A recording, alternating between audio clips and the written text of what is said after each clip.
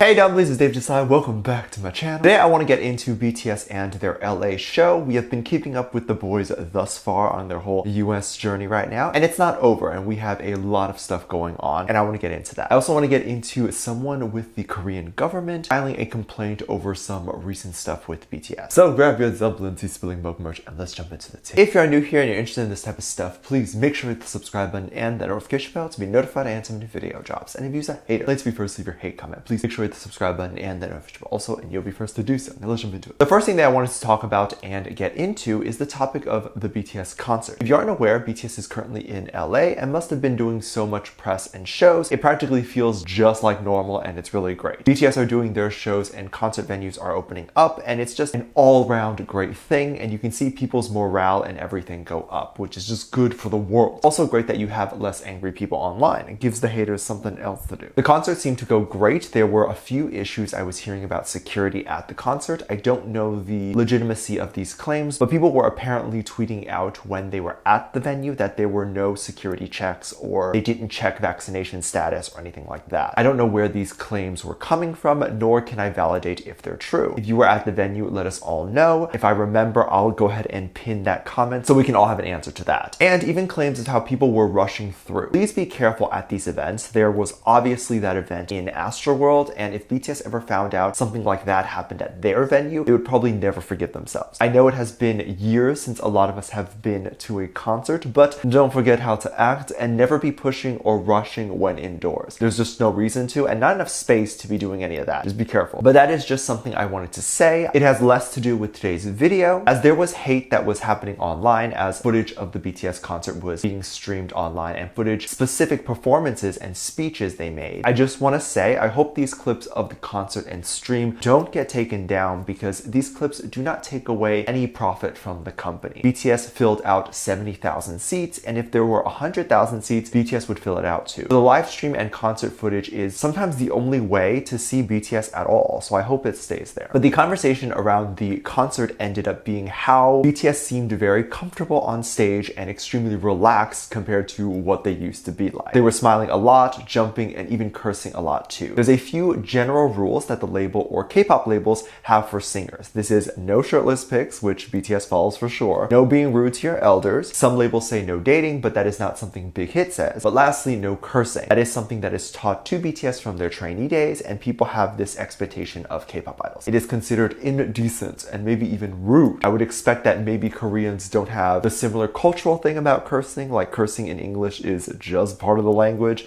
and even the most famous literature geniuses, if you will, have tons of cursing in their work. Cursing to the day-to-day is just regular speaking, but the point of cursing in literature or in film or in English songs is to amp up the volume on a phrase. I'm not going to curse in this video. But if I said happy birthday, which it's someone's birthday today, so happy birthday, versus if I added the F word in there, which one feels more louder and feels more impactful? This was the case when RM said make some mother trucking noise, or when Jungkook was trying to hype up the crowd and cursing as well. It amps up the emotion by adding those curse words in there, but also everyone in the stadium was probably cursing too. They probably dropped F-bombs as they were walking into the stadium. But there ended up being people online who took these multiple clips of Jungkook and RM and started saying that they shouldn't do this, or that they shouldn't do it often because they're supposed to be role models. But that doesn't make sense to me, because your parents probably cursed too, but they hid it until you were a teenager, and then they were like, okay, I'm just gonna start cursing. Basically, my point is they don't have the pressure of being role models for their whole life. At one point, they could relax, which is apparently a luxury BTS doesn't get, but they have to raise everyone's children. BTS at this point has become role models, and it is clear that they are, because they're representatives of Korea. But is it the worst thing in the world to curse and then to even have some people demand that they leave music or BTS because they're no longer role models? If they're cursing in English in America, I don't see the problem. No one should care here in America because everyone does it, and English curses don't have nearly the same effect or taboo in Korea because it's a different language. BTS learning English, turning on TV shows, scrolling through TikTok, I don't know what they do. Every 3 seconds they're going to hear a curse word. I'm not saying they don't know that it's a curse word, but they might as well not know, because it is used so interchangeably with the regular English vocabulary that it could just be a regular word. I am not condoning you go and curse at every opportunity in every formal event, but a concert is not a formal event. It is a place to let loose. And this may be surprising, but in my opinion, a concert is not a public event. A concert is not open to everyone, especially BTS concerts. You can try to get a ticket, but it'll usually sell out before the general public even has access to those tickets. And the event is not televised, so it's exclusive to those 70,000 people. I know it sounds weird that I said exclusive and 70,000 people. But 70,000 people compared to the millions that have tried to get a ticket is considered exclusive. Let the boys cuss. I think it is more fun, and it's quite nice to see them be more themselves because, you know, off camera they are cursing in Korean. Because you know off camera they are cursing in Korean. Let's not lie here. They're human beings. I'm excited to see more of BTS, and with the recent announcement of the whole military thing, I'm excited to hear that they might be postponing everything until 2022 or the end of 2022. But of course, this hasn't stopped people from giving their opinion on everything and just what they feel about BTS going at all. A netizen who claimed to be a previous soldier and had worked for the Korean government decided to leak their statement publicly on a post or to the news. I'm not sure news sites were talking about what they said, but the specific netizen remained anonymous, which is understandable. I wanted to read the whole thing and what was written or said. The netizen wrote this: "The current Military Exemption Act was established in 1973. Back then, enhancing the national status and dignity had bigger importance in our society and had different social standards than what we have now. This naturally leads to the necessity of addressing the standards that are adept for 2021. For example, the current law allows people who win first or second place at the Seoul International Dance Competition, including other many international competitions. There are people who get exempt from the obligative military duty, yet the general public doesn't really know who they are and what they did. Some might argue for fairness that those exemptions should be discarded altogether. However, I'm against this stance, as the law's ulterior motives is to protect the leakage of talent to other countries due to mandatory duties. Anyone would question what the winners did to enhance their national status by winning some international competition, but no one would question Olympic medalists for that. What I am saying is that the standards should be re-established to reflect new societal consensus. The law is not absolute. We collectively enact that the law in the first place, so why can't we amend the current law? BTS has done so much raising awareness of Korean culture, and popular culture is the #1 component affecting the national image, according to a survey among foreigners in 2019. While 38.2% answered popular culture affects Korea's image, only 3.1% answered sports, and 1.5% answered pure art. I see it as a prejudice against idols, not how much the person influences the national status, that hinders the discussion at the National Assembly. I totally agree with all the points. Things need to change with the times, and serving in the military is not the only way to serve the country now. I'm so glad to hear all these people standing up and speaking with BTS and trying to get them their exemption. It's so amazing that so many people are fighting for this, and BTS hasn't asked to do this for them. Like, we all know that they may not want to go. Let's be honest, if they had a choice between making more music or going to the military, they would choose music. If they wanted to be soldiers and that was their goal, they would not have auditioned for Big Hit or become trainees. They would have signed up to be in the military. I do hope BTS gets whatever they deserve, whether that is to go or not. With how many times they've been delayed from going, I can actually see that they may just be exempt altogether by the end of next year. Let me know what you think. Let me know what your thoughts are. Leave it down in the comment section down below. Give this video a thumbs up, subscribe if you haven't already, and I'm featuring this comment right here. Thank you so much for leaving your comments.